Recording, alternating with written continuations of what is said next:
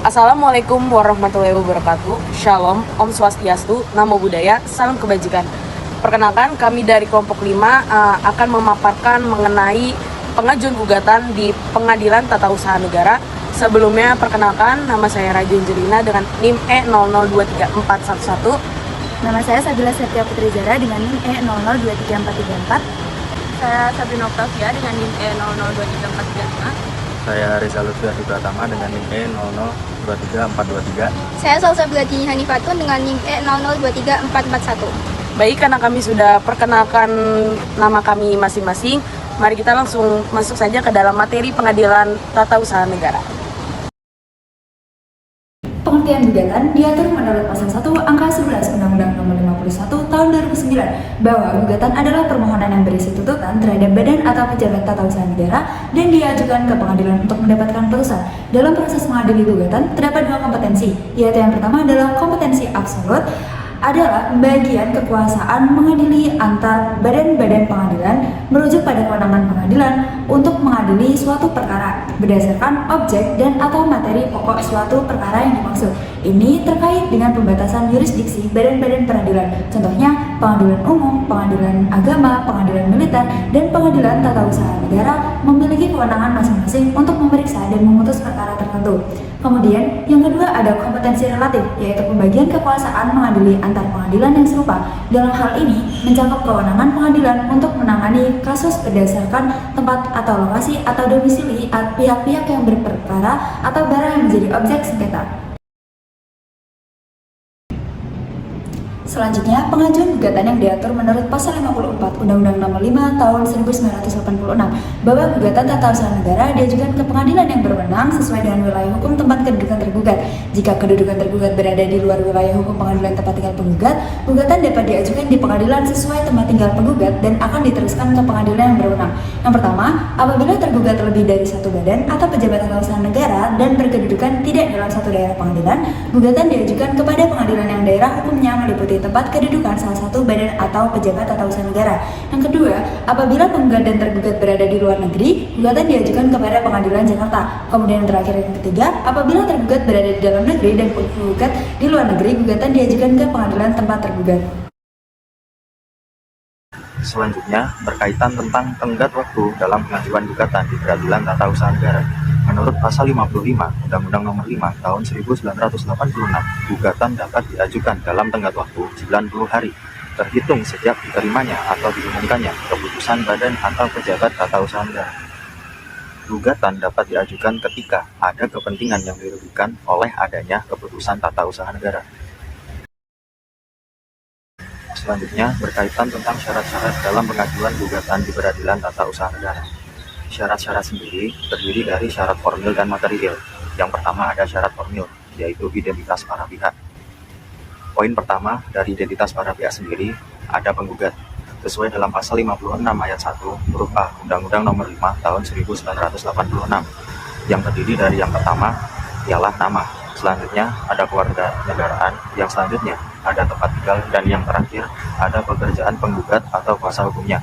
Poin kedua dari identitas para pihak sendiri yaitu ada tergugat, sesuai dalam pasal 56 ayat 1 huruf B Undang-Undang Nomor 5 Tahun 1986.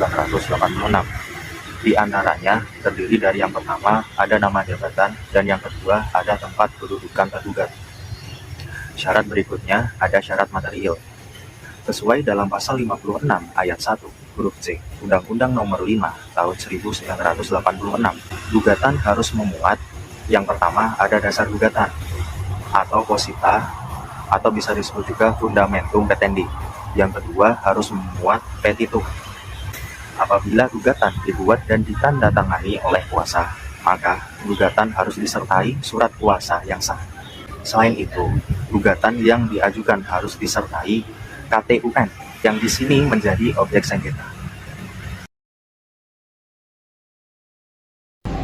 Selanjutnya ada posita. Menurut pasal 53 ayat 1 Undang-Undang Nomor 9 Tahun 2004 tentang Peradilan Tata Usaha Negara, posita adalah uraian mengenai adanya kepentingan gugat yang dirugikan oleh karena diterbitkannya suatu keputusan tata usaha negara. Dalam posita juga memuat alasan terkait pelanggaran yang dilakukan oleh tergugat dalam menerbitkan suatu keputusan tata usaha negara, yang meliputi yang pertama, keputusan keputusan tata usaha negara tersebut bertentangan dengan peraturan perundangan yang berlaku. Yang kedua, keputusan tata usaha negara tersebut bertentangan dengan asas-asas umum pemerintahan yang baik.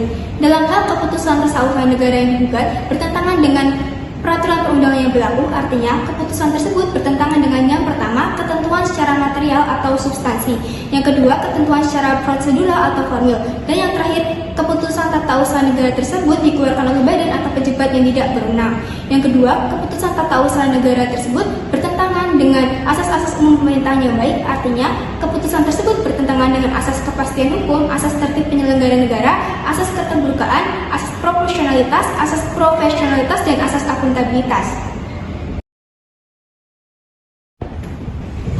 Baik, selanjutnya adalah petitum. Dalam gugatan di Pengadilan Tata Usaha Negara atau PT-UN, petitum atau tuntutan hukum yang dilakukan oleh penggugat bersifat baku atau telah ditentukan. Nah, berdasarkan pasal 53 ayat 1 Undang-Undang Nomor 9 Tahun 2004, petitum ini memuat agar keputusan Tata Usaha Negara atau PT-UN yang digugat dinyatakan batal atau tidak sah. Nah, permohonan ini dapat disertai atau tanpa tuntutan ganti rugi dan rehabilitasi. Kemudian, apabila gugatan dikabulkan, ada beberapa kewajiban yang harus dilaksanakan oleh badan atau pejabat tata usaha negara yang terkait. Berdasarkan pasal 3 dan pasal 97 ayat 8 dan 9 Undang-Undang Nomor 9 Tahun 2004, kewajiban tersebut meliputi yang pertama adalah pencabutan KTWN yang bersangkutan, yang kedua, pencabutan KTWN yang bersangkutan disertai dengan penerbitan KTWN yang baru, dan yang terakhir adalah penerbitan KTWN. Dalam hal ini, gugatan didasarkan pada pasal 3. Baik teman-teman, kita masuk dalam pembahasan selanjutnya, yaitu pemeriksaan awal dalam pengajuan gugatan di Pengadilan Tata Usaha Negara yang tertuang dalam pasal 62-63 Undang-Undang Nomor 5 Tahun 1986. Dijelaskan bahwa Ketua Pengadilan melakukan pemeriksaan administratif awal setelah gugatan didaftarkan untuk memastikan gugatan tersebut telah memenuhi syarat formil ataupun material. Jika di dalam gugatan tersebut ditemukan bahwa gugatan tersebut tidak memenuhi syarat formil ataupun material, maka hakim dapat memutuskan untuk tidak menerima atau menolak gugatan tanpa memeriksa pokok perkara tersebut. Tujuan adanya pemeriksaan awal adalah untuk menyaring gugatan yang layak agar tidak ada proses yang sia-sia, melindungi hak tergugat dari gugatan yang tidak berdasar. Yang ketiga, memastikan hanya gugatan yang dapat memenuhi syarat formil dan material yang akan dilanjutkan ke persidangan. Selanjutnya, dalam tahapan persidangan di Pengadilan Tata Usaha Negara sesuai dengan pasal 80 Undang-Undang Nomor 5 Tahun 1986, dijelaskan bahwa persidangan dalam perkara Pengadilan Tata Usaha Negara dilakukan secara terbuka untuk umum kecuali ada alasan khusus yang memerlukan sidang dilakukan secara tertutup. Kemudian ada pun beberapa tahapan persidangan yang terdiri dari pemeriksaan awal. Dalam pemeriksaan awal ini, hakim memeriksa kelengkapan gugatan tersebut untuk menentukan kelayakan. Yang kedua, sidang terbuka untuk umum. Proses persidangan umumnya dilakukan secara terbuka, terkecuali jika ada alasan khusus yang memerlukan sidang dilakukan secara tertutup. Kemudian pembuktian. Dalam pembuktian, pengajuan bukti dan saksi oleh penggugat dan tergugat sebagai dasar pertimbangan hakim.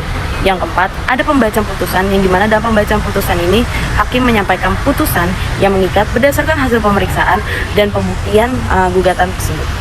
Baik, sekian dari kami mengenai pemaparan tentang pengajuan gugatan dalam Pengadilan Tata Usaha Negara. Untuk kurang lebihnya mohon maaf. Wassalamualaikum warahmatullahi wabarakatuh.